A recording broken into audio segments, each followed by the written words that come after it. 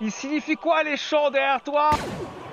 À la fin de Star Wars La menace fantôme, on assiste une nouvelle fois au Sith qui se révèle en la personne de Dark Maul, qui se montre publiquement sur Naboo, et l'affrontement entre ce dernier et les Jedi Obi-Wan et Qui-Gon Jinn. Cette rencontre a marqué le spectateur, et si elle nous donne toujours autant de frissons plus de 25 ans plus tard, c'est sans nul doute grâce à sa musique Duel of the Fates. Mais vous ne vous êtes jamais demandé ce que racontent les chœurs de ce morceau? Eh bah rien.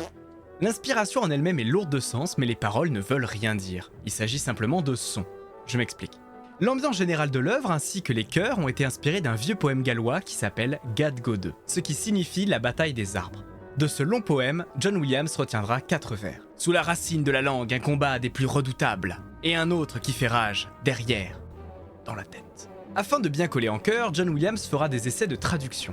Mais il retiendra le sanskrit dont les sons l'inspireront. Le parallèle avec Star Wars sur la dualité interne est évident. Une dualité survenant souvent lorsqu'un ennemi tente de faire basculer nos protagonistes pour qu'ils servent ses desseins, ou encore lorsqu'ils sont confrontés à une épreuve. Et là, dans notre cas précis, un Obi-Wan ému de la mort de son maître et qui doit surmonter ses émotions afin de ne pas sombrer. Allégorie du bien contre le mal. Un aspect biblique donc. Tout à fait, on y voit d'ailleurs l'inspiration des chants grégoriens qui étaient exclusivement au service de l'église à l'époque médiévale. Comme pour la majorité de la musique classique, Duel of Fate est une œuvre davantage modale que tonale. C'est-à-dire qu'au lieu de créer des tensions et des résolutions, le morceau crée une ambiance constante de mystère, d'intensité et de pression.